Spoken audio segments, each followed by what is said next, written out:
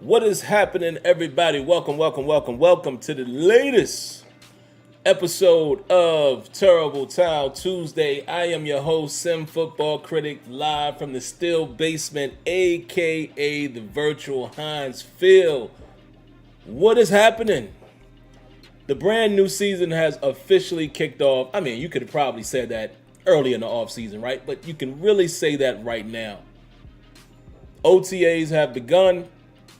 They're not mandatory, but it's kind of the start of the new season. And look at this, guys. I'm going to show y'all a pet peeve of mine. Look, this is what I hate about green screen. Look.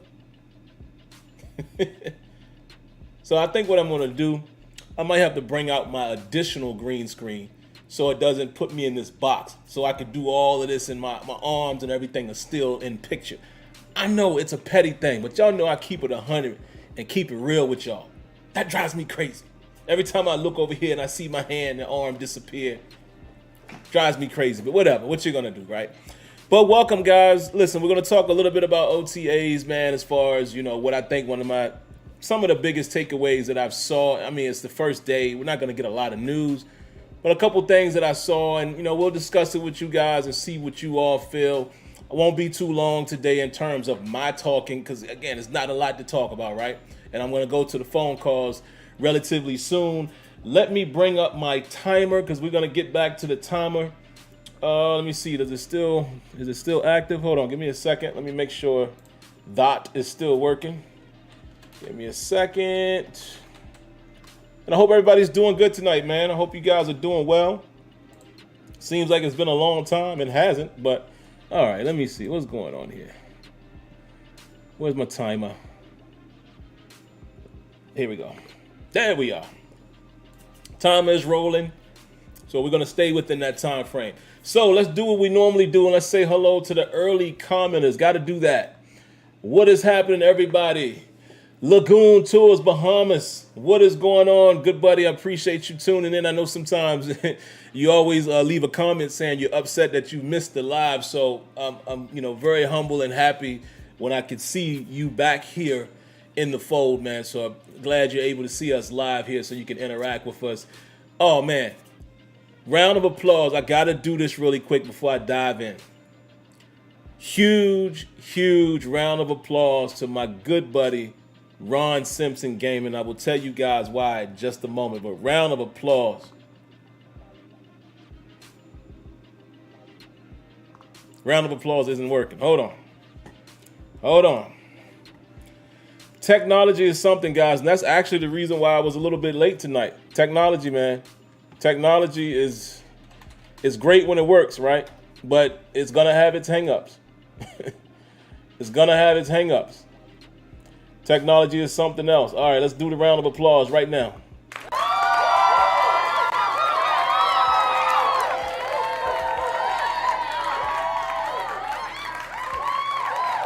Man, let me tell you something. Ron Simpson Gaming left me a sizable donation last week. And listen, first of all, thank you from the bottom of my heart. And the reason why I always thank you guys when you donate is because you don't have to, right? And I'm one of those people that understand that I've earned your donation, right? Because your time and especially your money is yours. So the fact that you are willing to donate to my cause because I'm providing quote fingers, I'm providing some type of entertainment, satisfaction, whatever you're getting out of interacting with me, you feel the need to donate. So I'm always going to be overly appreciative of that. And again, I'm not going to say how much it was unless Ron wants to say it himself. Just, man, listen, you have to know, and I wanted to do it in front of everybody.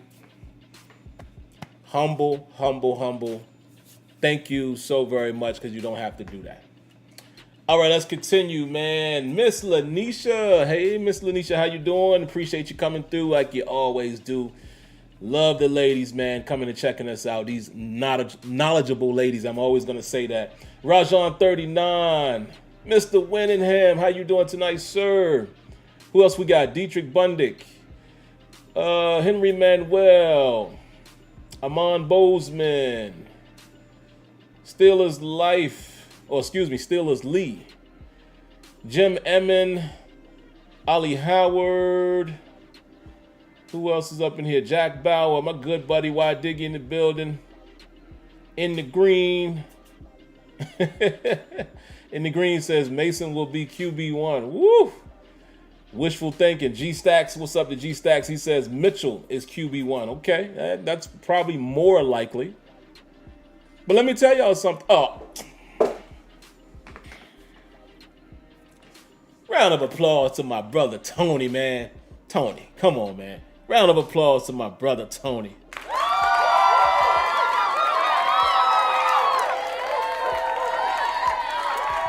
Let me tell you something, man. Y'all are too much. Y'all are too much. And here's the funny thing. For y'all that don't know, Tony is family. Tony is my is my brother-in-law of mine. Leonard is both of our father-in-law. So y'all figure that out, how we're brother-in-laws. I'm not going to say it. Y'all should figure that out. That's family right there. He definitely doesn't have to do that, and he knows that. So, my brother, really, really appreciate that, man. Joshua Shields, Wave Dave. I'll just read a few more, and then we'll get out of here. And Tony says, hell to the black and gold. Absolutely. Absolutely. Let's see. Daryl Dukes, Football Mind 02. What's up, Football Mind? I don't think I've seen you in a while, man. Appreciate that. Appreciate you coming through. I always love your perspective. So let's get right to it. Again, not a lot to talk about. I'm gonna go sad first. I'm gonna go sad first, man. I hate to do this, but I guess this is what we do. We talk about things, so I guess it's only right for me to, talk about stuff we don't want to talk about. So the first thing I'm gonna hit on, man. Update in regards to Dwayne Haskins, and first and foremost, man, let me do another round, not a round of applause.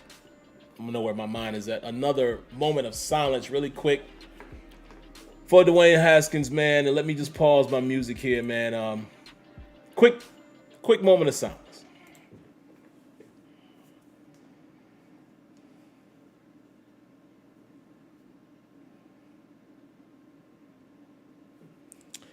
All right, man. A huge rest in peace to Dwayne Haskins. It's only right and fitting that I do that. And the reason why I wanted to pay respect to him first is because, once again, I see people being very nasty towards this gentleman in his death. I will never understand that concept. I will never get it. Why people feel the need to kick you while you're down, so to speak, while you're not even here. You didn't know these people personally. It should be more than just your football team. It's weird. Some of the things that I've seen since the recent news that came out yesterday. But the reason why I'm even mentioning it, in case some of you guys don't know, the toxicology report has come out. May have answered some of our questions. And I know some of you guys probably remember when I was saying that I had an idea. One or two things that I figured it had to be with Dwayne Haskins' death. And I will share that with you right now. Because I told you guys I would. So now that we got the report back, they're saying that his blood alcohol level was anywhere between 0.20, 0.24, which is, we know that's more than a legal limit. And let me ask you guys this. Maybe some of y'all know this, and this is a real question. I'm going to look over in the comments to see what y'all say. What is a 0.20 and a 0.24, and what is a 0.08, right? What is the equivalent of 0.08? Is that one drink, like a mug of beer? Is it a cocktail? How much is the limit? And the reason why I'm asking this, because some of you guys, I'm sure out there, guys and girls, you take a drink every now and then. Everyone has had a drink every now and then. Everyone has a cocktail every now and then, right? So I want to know what something like a 0.20 is. Is that the equivalent of 3 margaritas? Or, you know what I'm saying? Like, does anybody kind of know that? Like, think about if somebody who's trashed or whatever. And I know everyone's level is different depending on who you are. But let's just say, you have 2 or 3 margaritas, right? With tequila. And let's say it's some good tequila, a reposado, right? whether it's Don Julio or 1800, one of those, right? Casamigos. What is that? If you have 3 of those, relatively decent sized drink, what would you, what would your blood alcohol be? Because I really don't, I've never understood what 0.08 is. My personal opinion is I think 0.08, I don't think people are intoxicated, meaning that I don't know. So let me look in the comments really quick. Maybe some of y'all know that. I'm literally asking that question. Let me see. Derek Clark says that's like 3 to 4 beers. Okay. Probably 4 to 5 drinks on a guy that size. Okay. So some of you guys are saying beers. He was 235 pounds. Mark Malone is saying, okay. So, and you guys are saying beers more so than like alcohol, like hard alcohol drinks. Ghost Marley says 3 drinks max. Okay. So let me get back to the point. So we know that Dwayne Haskins, was more than the legal limit, okay? And the reason why that's even important, obviously, if the legal limit is 0.08, he was behind the wheel of a vehicle, so of course they're going to emphasize that. But then they said there were 2 drug substances found in his blood as well. And that's all I needed to know. It's unfortunate. Listen, I'm not going to judge this guy, this young kid at his age. We were all kids when we were his age. Let's be honest. You were legally an adult, but come on, when you was 25 or less, you was a kid having a good time. Now, I'm not going to judge any of that. But it basically goes along with my 2 theories. When it first happened, this is what I thought initially. Sounds pretty weird. The only thing that I was going to believe was that he was not only drunk, but drugged. There's some type of drug in his system. Because no one is going to, listen, an adult, right? Think about yourselves. An adult can cross a highway without being hit by a large vehicle because your awareness, your presence of mind, you're going to be able to be a better judge of distance. Right? So I knew it had to be that, or some of y'all might think this is a reach, but what my other thing I was leaning towards, hey man, I hope it wasn't a suicide situation. And the reason why I said that is because I've heard of and have known of people who have taken their own lives, and it's been weird stuff like that. Didn't know which way it would have been with Dwayne Haskins, but I knew it was one of the 2 of those. I knew it wasn't just, oh, he was broken down. Oh, he was walking for gas. No way. And listen, we still don't know the story completely. I still don't know. I'm just going off of the toxicology report. So, rest in peace to Dwayne Haskins, man. Listen, I'm not judging nobody's life. I don't think it's fair for any of you all to do that, especially a life that you don't know. So rest in peace to him, man. Maybe that news, maybe it gives family that was confused or not understanding how it could have happened. Maybe that gives them some type of closure, at least understanding that maybe he wasn't of sound mind. Doesn't make it any better, but I think it does at least give you closure if you understand why something may have happened the way it did. So again, rest in peace to Dwayne Haskins, man. Let's see. Next on the agenda is the Steelers are expected to hire a new GM this week. And at this point, I'm just waiting to see who it is, man. I really, again, I told you guys before, I'm not one of those, guys that know front office people like that and know the importance of them. There's a handful of people I understand that's in the league, like the John Lynch's of the world. And Elways, people like that. And, obviously I knew Ozzie when he was in Baltimore, but I don't really know GMs across the league and what they did when they was with this team and that team. Because I know a lot of people are talking about, what's the guy's name? Wardell, whatever his name is. A lot of people are saying he might be the front runner because he was a former GM. I don't know what he did or didn't do as a GM, so I can't rightfully say if he's the best candidate. I just hope they just get it out, get it done, get it out the way so we can move forward.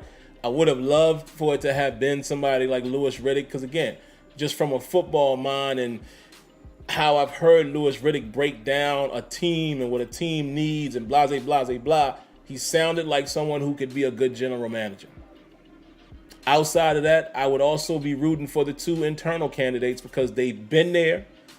Number one, Omar Khan has been there dealing with money and numbers, so that's the cap guy.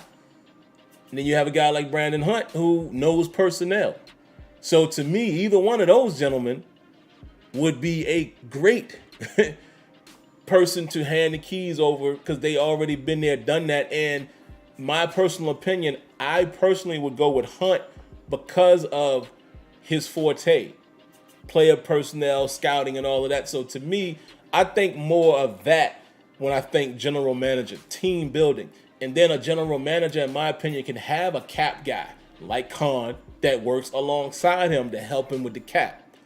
Understand what I'm saying? So if I had my way, it would be a guy who was more about the players, building the roster type, and have cap people around him. Just my opinion. But again, I just hope they get it done. We find out who it is, and that's that. You know what I'm saying? So that's all I got on Vault. Thank you. Still a Lee. Round of applause for the donation.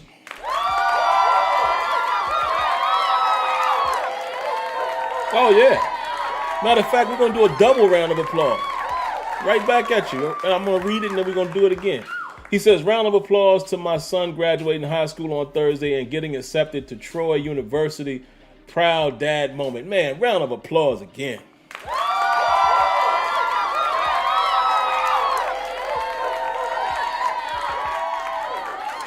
Yes, congratulations, young man. Go be great. You know, as you can see, your dad is proud. He's talking about you here on Turbo Tile Tuesday, right? It means you are right there in his mind. So congratulations to you. I know some people will say, oh, that's what you're supposed to do. No, look at the numbers. There are a lot of people who don't finish high school. They drop out. So it is an accomplishment. And now you're going to the next level. So go kick butt at Troy University as well, man. Congratulations. Do your thing. And yeah, Kenyon, I did see that, man. Louis Riddick did re-sign with ESPN. So obviously, you know, he's not going to be the guy. He didn't get a second interview. So there you have it. All right, next thing I'm going to talk about before I go into the OTA stuff, and then I'll get to the phone calls. Like I said, quick show tonight, man. I heard this on Steelers Depot, and it did make me stop and think. How concerned are you guys about the Steelers?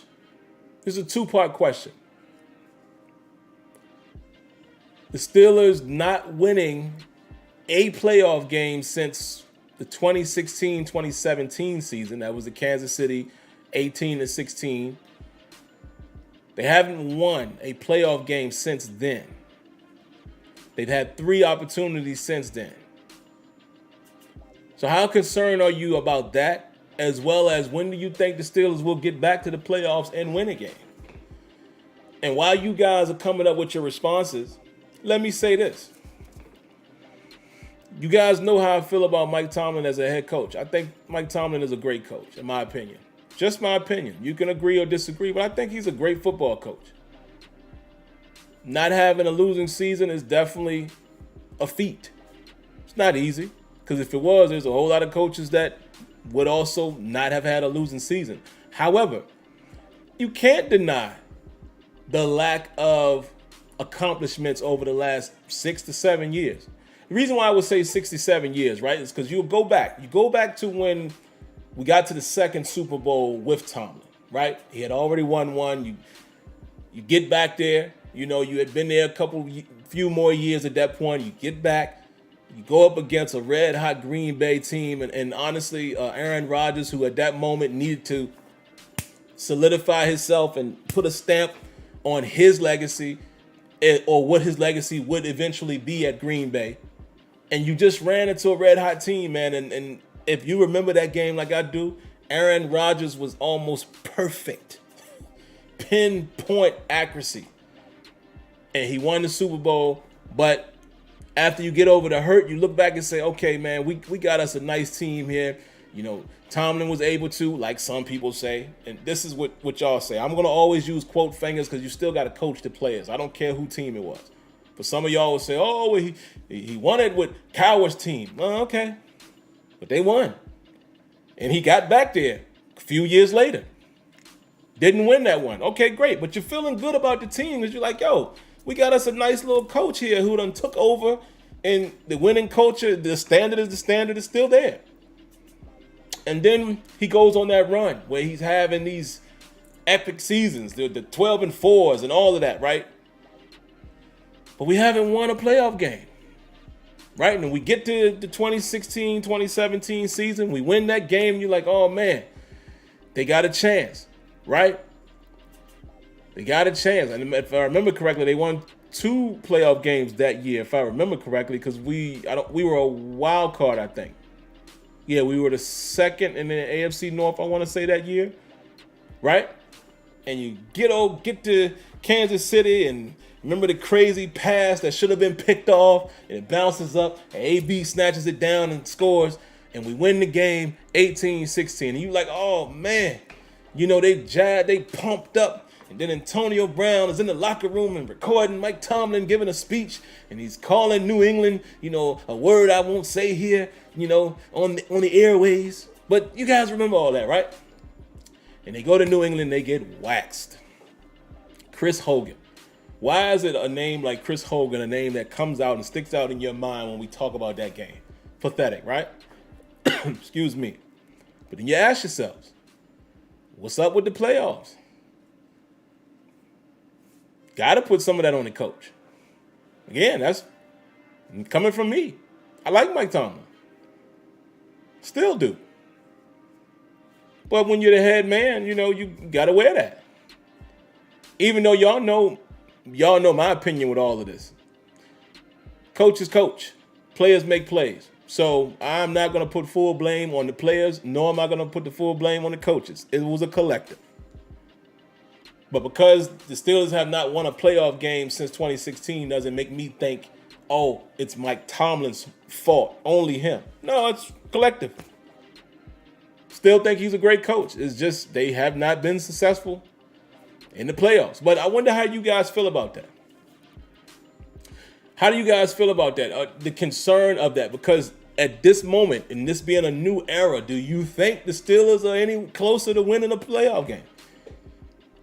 I don't know, folks. I don't know. I'm going to be honest. I don't know. Let's see what some of you guys are saying. G-Stack says, most of those playoff losses came from turning the ball over. You can't give teams opportunities in the playoffs, in my opinion. I agree with that. Wave Dave said, very disappointed. I put the very on there, but he said disappointed, but not concerned. Okay. Still Elise says, it's been a struggle, a lot of years just to make the playoffs. Very true. Tom Herman says, not concerned about it at all. The Steelers know what they're doing, and Mike will have the team ready to go and perform. And, you know, I fall on the side of that, Tom. I mean, again, a lot of people, even some people here on the show have criticized me of, man, you love Mike Tomlin. I don't think it's a crime to say I like Mike Tomlin as a head coach. And also recognize, we haven't done a whole lot of playoff winning here lately. Two things can be right at the same time. You know what I mean? Like, we all should be able to raise a side eye and criticize him and the team as a whole for not winning playoff games. But I really don't think that he is the reason they're not winning, if that makes sense. And I'm sure Tom understands what I'm saying. I think people dump too much on a head coach. He's not the sole purpose why we have not won a playoff game since that Kansas City game. And Tom also said the last couple of years, they've had to deal with all sorts of drama, turmoil. Hopefully we're past that now. Yeah, I hope so, man. I really do. Lagoon Tours Bahamas says, yeah, that one hurt bad, 2008, because my brother is a Green Bay fan. Yeah, that's got to suck. I feel you. Kenya says, Steve Kerr just broke down in tears and really doesn't want to play the playoff game tonight. Huh? What happened? What's going on?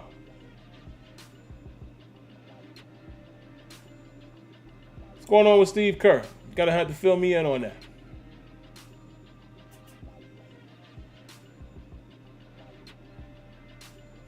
Oh, is it because of that?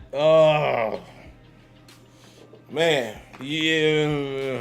I think I just saw your second. Yeah, man. Listen, guys. Jeez. Let's do another quick moment of silence for that, man. Listen, man. My son is in elementary school, so this hit home. Quick moment of silence, man, for these victims, these young, tender victims. Wow.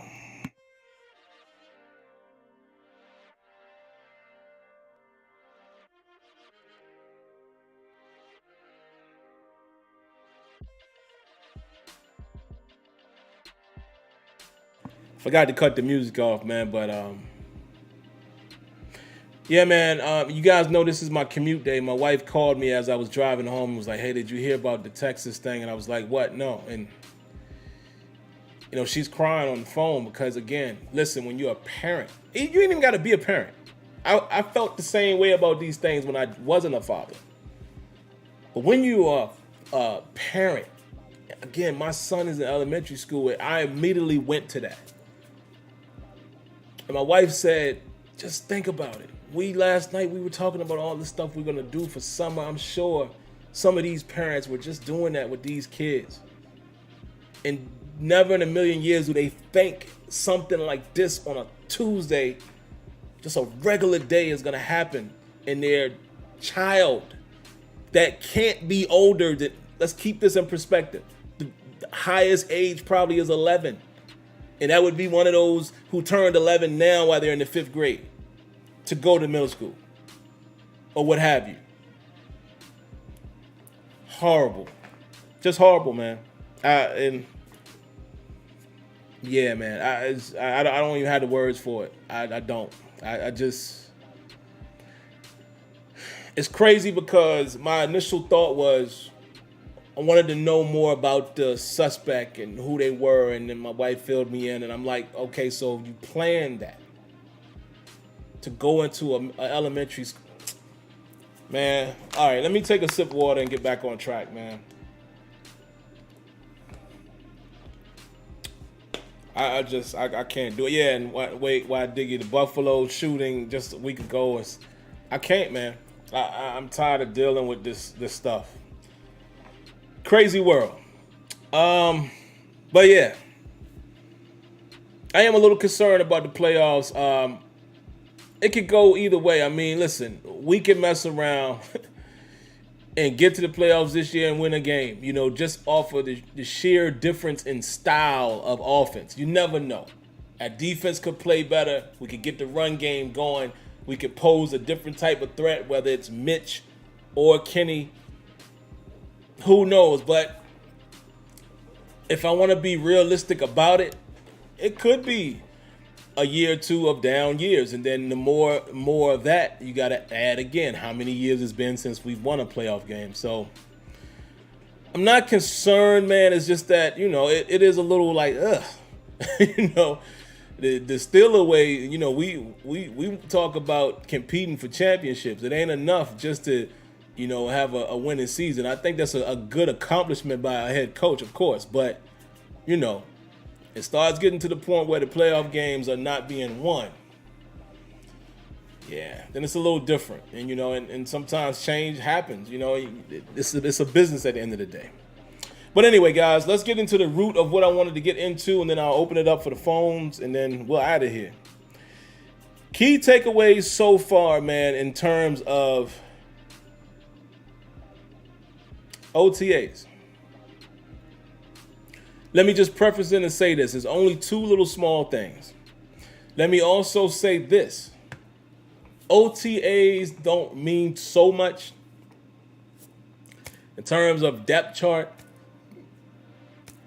reps, all of that I don't think matters so much now. When they get into the mini camp,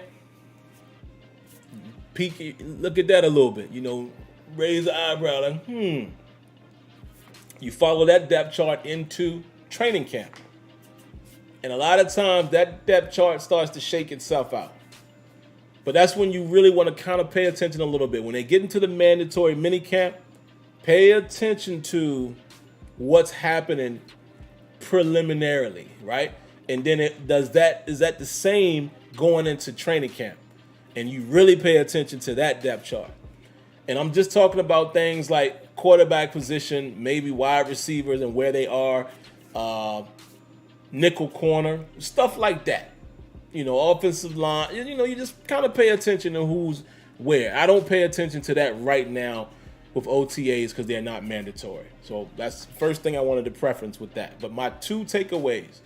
One, it's been reported that Kendrick Green took reps as a guard in OTAs.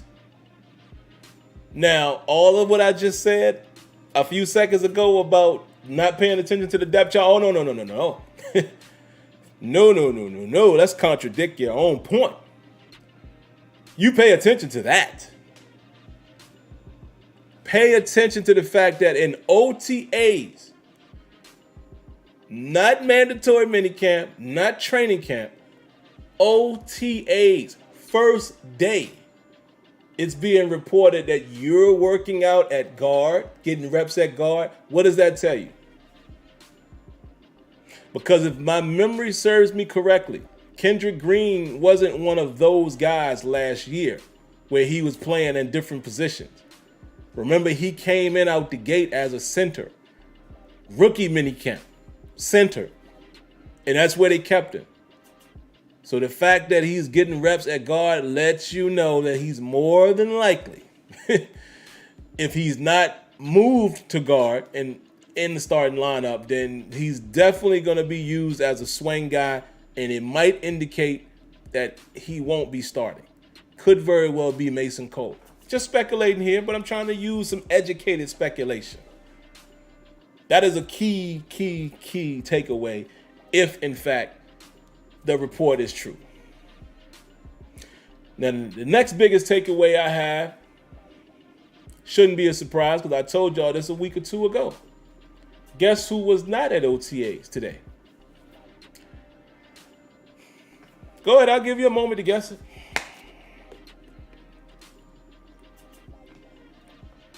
I'm sure y'all got it. One Stephon Tuitt.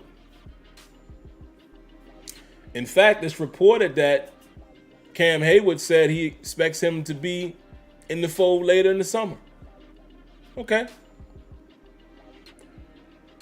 This is a bad sign, in my opinion. Some of you guys might disagree, but I'm going to just tell you why I feel this way. This dude has not played football in a very long time. And if your burning desire was to get back into the fold, you're coming to OTAs. Let me explain to you why. For a very, very long time. Matter of fact, I just stumbled up on a point that I didn't even know I was going to make. Y'all remember around this time last year, and it was reported, not even reported, we saw it. Ben Roethlisberger was at OTAs. And most of the time, he's not always there. And I was like, he's retiring. I think he wants to go through everything one last time. This is before we knew he was retiring. It was just largely speculated, but I was like, he's retiring. I think he wants to feel everything again for the last time. That was my first sign that I really thought he was going to retire. Fast forward to now, I can make the same point for Stephon Tuitt in terms of if you've been away from football that long, your first chance to get back to football, you there. Think about that. If it's burning in your belly to play and to be around the guys and just feel that energy again, you are coming to the first day of non-mandatory OTAs. You might even show up early because you can't wait to get back in the fold. My opinion. So the fact that he's not beating down the door to get back in there and OTAs, and he's been away that long, I don't have a good feeling about it. I'm sorry. I hope he proves me wrong. But I'm telling you right now, I do not expect Stephon Tuitt to play this year. Hey, I'm going to go this far to say Stephon Tuitt might not play no more football. There it is.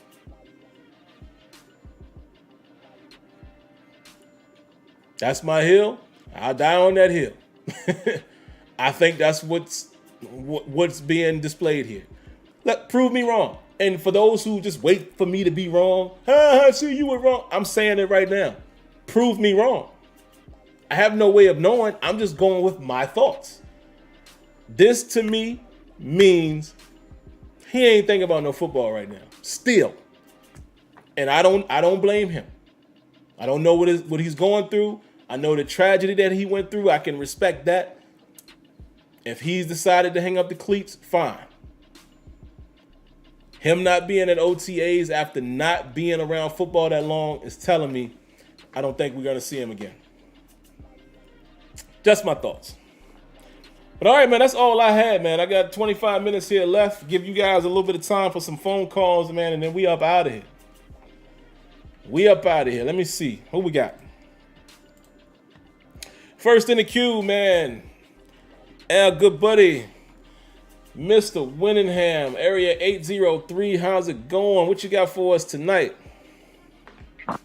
Good evening. I hope everyone's doing fine. Like you said, you got to pray for those families down in Texas and also upstate New York.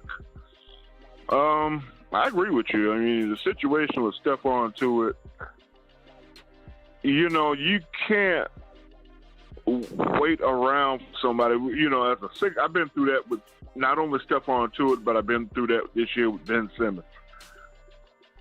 You can't build your team around somebody who's not available to your team, obviously. I think we're about 2 years away from getting back to the playoffs. I think what we have is a good foundation of a team, but we have this is Cam Hayward's team, but he's on the defensive side of the ball.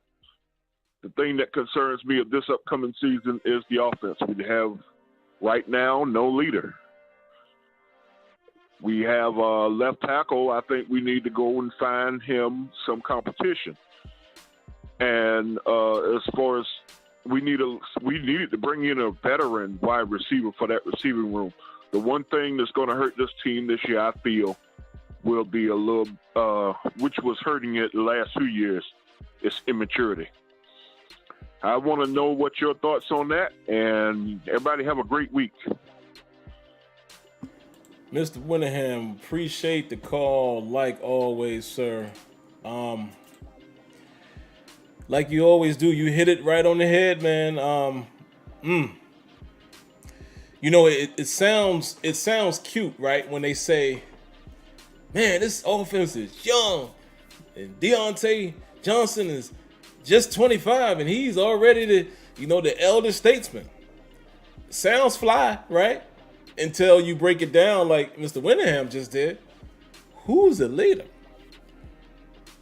They're saying that Najee has kind of alluded to the fact that, he'll step into that role, but you expect the quarterback to be that. So can Mitch Trubisky be that if he is to be QB1? We don't know. He's got to win it.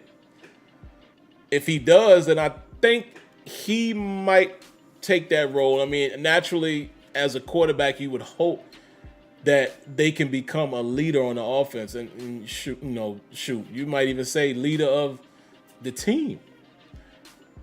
But we'll see. But right now, when you're talking about the skill positions, Najee Harris, second-year man, right? Like you said, even on the offensive line, you got a guy like Dan Moore, who's a second-year man. I don't know if I would expect him to be a leader, but, to kind of tackle another one of your points. Probably do need a little more competition there as well. I think Dan Moore will turn out to be something, but competition never hurts. Nobody else, Kevin Dotson seemed like he could be a leader type guy, but we don't really see that out of him. I thought maybe he would take that role last year. Everybody's young or new to the team. Maybe a guy like Daniels, since he's a veteran in the league. We'll see. But yeah, I think it is going to hurt definitely with maturity and stuff like that at the wide receiver position. So that is a great point, man. And you know, we're going to have to see how it shakes out. We'll have to see. All right, next phone call of the night, area code 313. What you got for us? Hey, this is your boy Dukes from Detroit. I'm just going to go back and talk about something you said earlier. And you was asking about, drinking under the influence. Work for Detroit police. If you take 2 drinks, you will fail the breathalyzer test because that .08 is basically 1.5 drinks. So that's I'm doing the legal way. Now, Gotcha. Other people got, a tolerance of alcohol they can take, but if you get put on that breathalyzer, you will fail it going over that .08. Now, going back to what you said earlier, again, about the time of we going to the playoffs, I think the Steelers should have, when we had the teams that was right after we lost to Green Bay, if they would have then traded up in the draft from way back in the 27, 28 spot and try to get up into the top 10, trade a first-round pick the next year to solidify the back end of the defense, which we needed, and got to, try to get a game breaker and try to win then when you was loaded with the killer bees. And, that's all I, took from tonight. And hopefully, yes, we got a very young team, and hopefully they can get coached up and come along kind of quickly. But, yes, we do need veteran leadership if we're going to make that next step. Okay? Y'all have a blessed one. God bless. All right, Tim. Man, God bless to you as well. Thank you for that. Man, you make a huge point right there. Most of you guys know how I feel about the Killer Bee era. It breaks my heart, man. As you can see, I'm scratching the side of my head. Like, I want to pull the hair out. It breaks my heart, man. I mean, it is what it is. Eras come and go, but it just... What breaks my heart about it is, to have that type of team, right? Let me put it in this perspective. You heard me say when I was interested in Malik Willis's upside, you heard me say, man, I've never seen Steelers have a type of quarterback that's a real threat like that, the modern era with the talent we could build around them. Man, I just would like to see that type of quarterback. You go back to the Killer Bee days, do you guys realize, and here's the funny thing, especially some of our older viewers who you guys, and I respect y'all because I wasn't around to see all of that in real time. But from you guys that remember the Steel Curtain era, and when the Steelers was just defense, and the football was different then. And people wasn't passing for 50,000 yards in a season. You know what I mean? Like, did you ever imagine that you would see your beloved Steelers with a team that was like ranked in the top 5 in offense? And arguably the best wide receiver in the league at the time. Arguably 1 or 2, at least top 3, but I would say top 1 or 2 running backs in the league at that time. A freak of nature at receiver and a Martavis Bryant that can complement AB, that can run just, again, I saw that speed and raw speed in real time. That Cardinals game, I will never forget it, the slant, and he reverses field, and I lost my voice. Then you got Big Ben, who will just air that thing out. Yeah, Ben from time to time threw a few more interceptions that we wanted, but Ben was just Ben then. Did you ever imagine that you would see a team like that literally scores about 30 points or so a game? Did you older Steelers fans, did you ever imagine that? You ain't even got to be super old. Even if you remember the Jerome Bettis era, right? That era. Did you ever imagine that you would see a Steelers team with a potent offense like that? And for a team like that to get all the way to the AFC Championship game, get all the way to a bye week in the divisional playoffs and they lose both of them because they just didn't have no defense. That just hurts me to my core, man. If we just had a little better defense, I'm almost certain, nothing is for certain, right? But I almost feel like in, let's say, a 5-year span, the Steelers might have come out of there with at least one. Because, again, some people are going to say, oh, you just being a homer. No, I'm not. Did y'all hear what I just said? They went to the AFC Championship game 1 year. A couple years after that, they get a bye week. They went, listen to this, they was 13-3. 13-3 with a win-loss to New England. I'm always going to say we won that game. Jesse James caught the football. Don't get me started on that. But that was that season. They could have been 14-2. So the path to the Super Bowl was within their grasp in both of those years. And I feel like if those teams had just a little better defense, they probably going to win one of them bowls. Now, I can't guarantee that, but I'm just saying that was the window. That was the real window of opportunity, was during that time. Do y'all remember, man, during that time, Ben Roethlisberger threw 12 touchdowns in 2 weeks? I'm going to let y'all sit and marinate on that for a moment. 12 touchdowns in 2 weeks. Do y'all hear what I'm saying? 12 touchdowns in 2 weeks. And that team, with that type of capability, can't win a Super Bowl. Again, for people who are going to feel like I'm just being a homer, no, I'm not. Because this is what we watched Kansas City do. Did we not? Did we not watch Kansas City in the year that they won the Super Bowl? Did we not say, oh, man, that team going?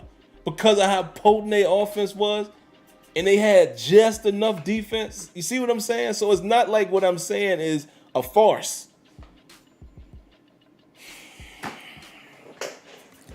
It's going to always haunt me, man.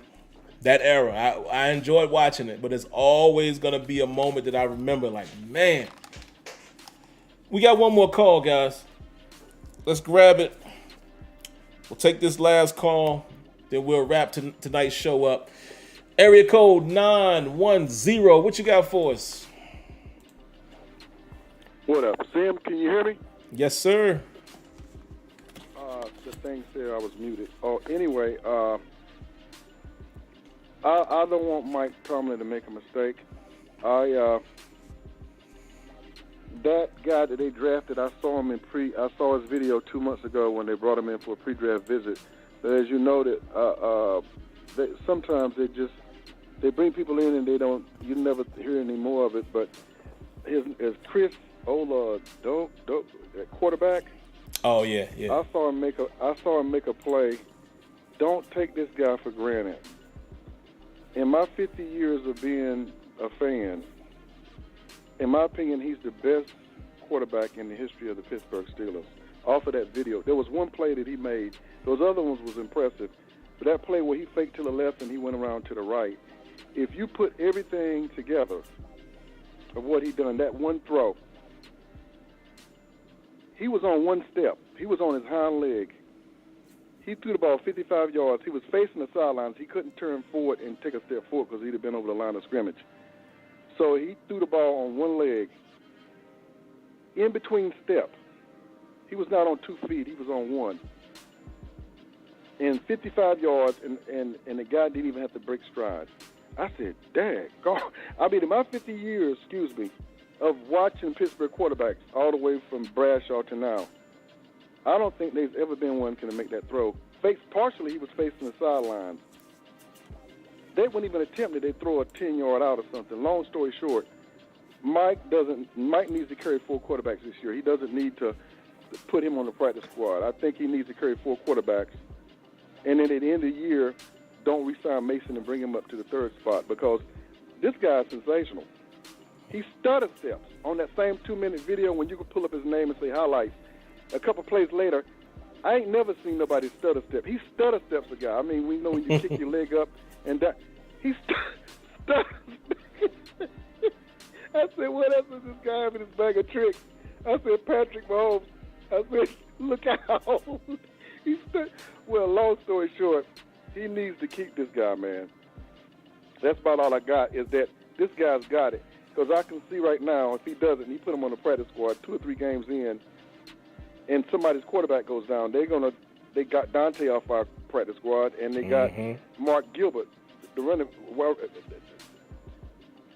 they need to carry 4 quarterbacks and get rid of Mason and move him up, because this guy's nobody to get. Look at his video and come back next week and say some comment on it. That's all I got. Just it's incredible. I think he's better than Kenny Pickett. Thanks, Tim. Thanks a lot. Man, no problem. I appreciate the call. And actually, I do need to watch some of his film, maybe not just his highlight, but just watch him, because remember I was saying earlier on, man, a couple weeks ago, I think Mason Rudolph is in trouble, because there's one characteristic that all 3 of these guys had. If you include, I think it's Ola Doken, he's mobile. Mitch is mobile. Kenny Pickett is mobile. I think Mason Rudolph is in trouble. And I know traditionally we would say, oh, well, he's more of the veteran. He's been there. Yeah, but, I mean, if a guy like Ola Doken is showing something, you keep him on your 53. Like you said, you don't put him on the practice squad. Why not keep capable guys? Kind of, I know this is not a direct comparison, because it's with these 2 guys I'm going to mention, it's 1 and 2, but like Lamar and Huntley. He comes in for Lamar, and the offense didn't stall but so much. So if that's what you're looking for in a Mike Tomlin or Matt Canada, you want the mobile guys. All of the guys on your roster should be mobile, capable guys who can run your offense. That's just my opinion. Where does Mason Rudolph fit in that fold? Now, what if Mason Rudolph fools us all, right? And he is able to run Canada's offense rather successfully. And I mean, he's not going to be the most mobile. He can move, I guess. But what if he goes out there and we see him putting on a show? But yeah, I agree with you. I think Ola Doken, man, yeah, I would like to see that. I just like to, keep as many of those guys as possible if that's the way we're going. So, yeah, there you have it. But yeah, man, I did want to comment on something, since that wraps up the phone calls there. I do want to comment on something that I see my man Ali as well as Kenyon mentioned as well. We cannot forget this part. Big Ben Roethlisberger was not perfect in those seasons either. Yes, a plethora of turnovers against the Jags. I recall all of that. You guys are absolutely right. It wasn't completely on the defense, but if we're looking at it from a bigger picture, right, largely, and I know Kenyon is doing this, but if we look at it from a global perspective, season-wide, we just needed a little better defense in some scenarios. If you don't just isolate it to one game, just seeing how bad we got abused in the AFC Championship game against New England again. You can blame everybody for that. You want to blame Tomlin, you want to blame Butler, everybody for that defensive performance and how lackluster it was and how we just stayed in vanilla zones and yikes. But largely, there's teams who can stay in these types of defenses and play it better than we played them during those times, but I just think largely if we would have had a defense that just, they didn't even have to be tops. I'm not talking the Dick LeBeau #1 overall defense, for several years. I'm not talking about that. If we would have even had a defense that was consistently, I know this is a stretch too, but let's just say we were a top 10 defense. Even a defense like last year, even as bad as we played to run, if we had a defense was at least that decent with the Killer Bees, if that could have came together, they would have won a Super Bowl, man. There's no doubt in my mind they would have done that. Because like I said, take Kansas City for an example. Kansas City's defense hasn't been great. But the year they won the Super Bowl, they got it going, right? They did just enough. And even if you want to isolate it to just the game, we didn't make enough plays. Think about the second Jacksonville game in the divisional playoffs at Heinz Field. Come on, man. 45-42. Now, I know one or two of those was turnovers, yes. But still, you allow that offense, Blake Bortles, to put over 30 points. And like I said, we just didn't have the combination of solid defense, explosive offense to do this. It just didn't come together enough for them to really go on a run. Because think about it. A lot of those seasons, man, we won because we were outscoring people. So it is what it is, man. Yeah, like you said, guys, Ben definitely wasn't great during that run, but the gaudy numbers that him and the receivers and they were able to put up was just crazy. They definitely should have. In my opinion, that was the time. Wherever we want to place blame, one thing that we all agree on, well, maybe you guys don't agree, but I'm going to assume a lot of y'all agree, that was the era in which the Steelers should have won number 7. It should have came out of that Killer B era.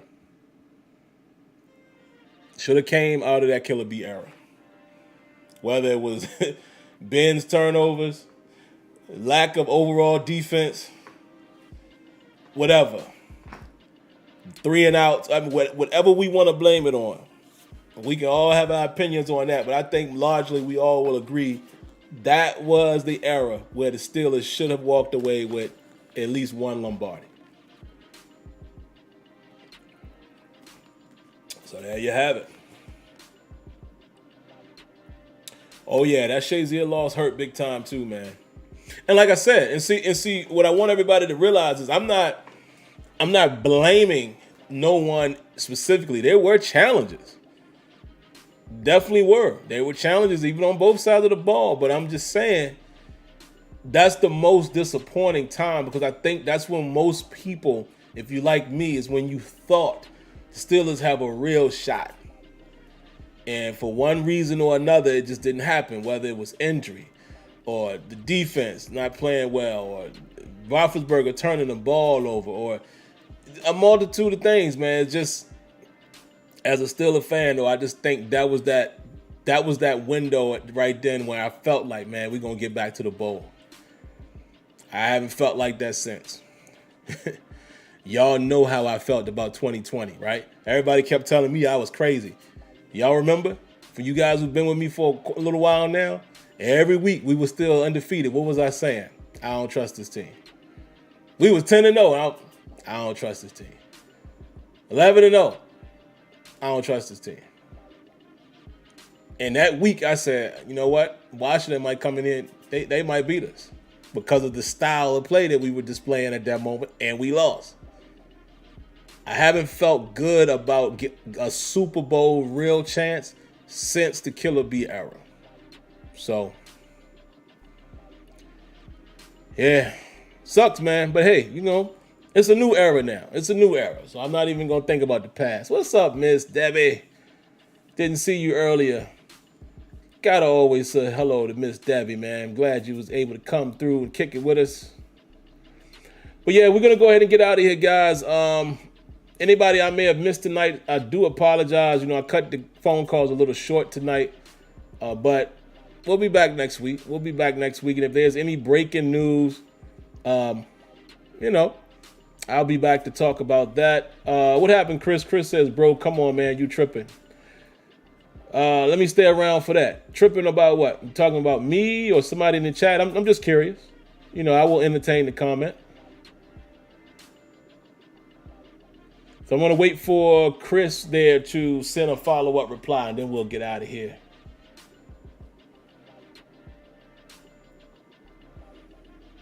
Kenya says, and the thing people fail to mention is that we couldn't beat the Patriots.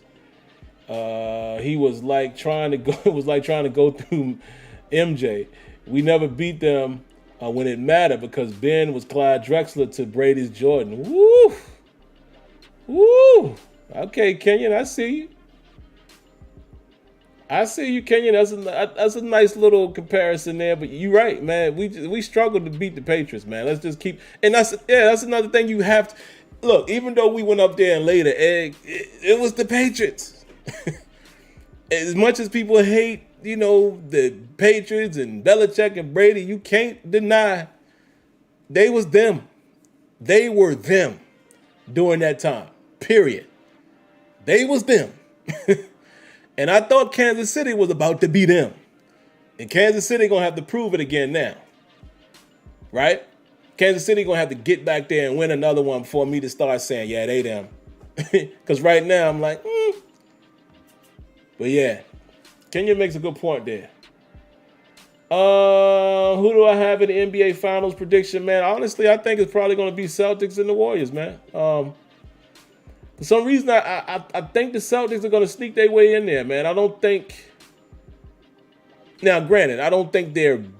Listen, I'm not the basketball expert, but I don't think they're better than Miami. I think Miami should be favored to take it, but just seeing how the Celtics can turn it on at times and that defense that they're putting on display, I think they have a chance to get out of the East.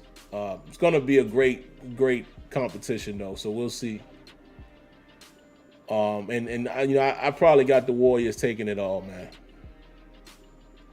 All right, I was waiting for Chris to come back, and it doesn't look like he did, man. So,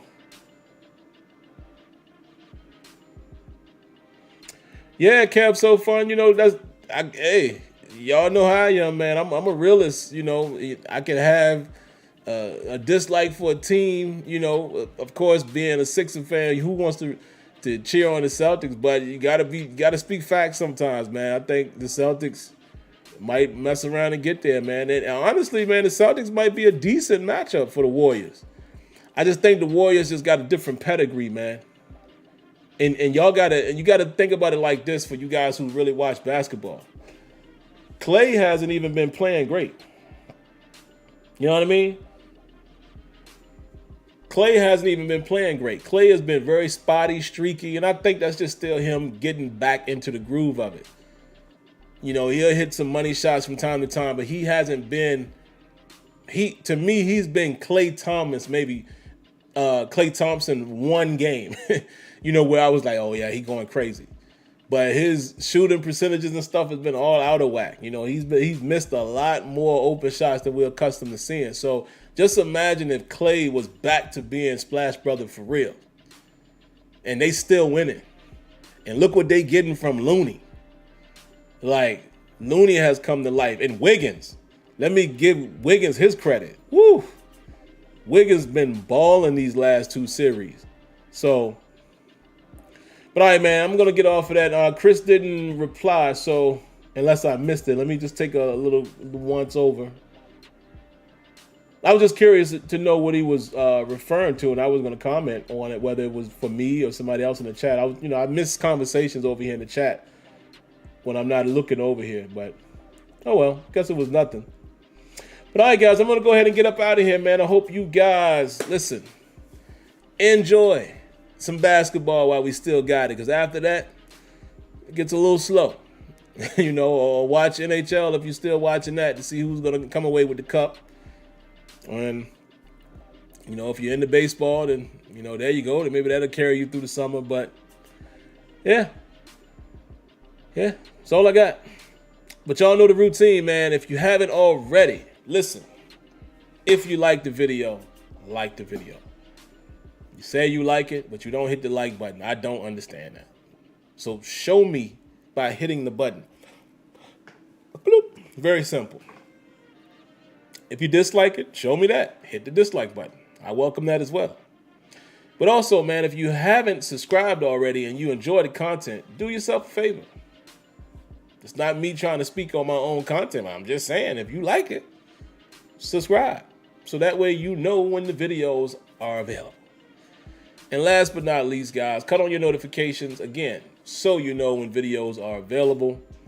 And outside of that, enjoy some basketball, man.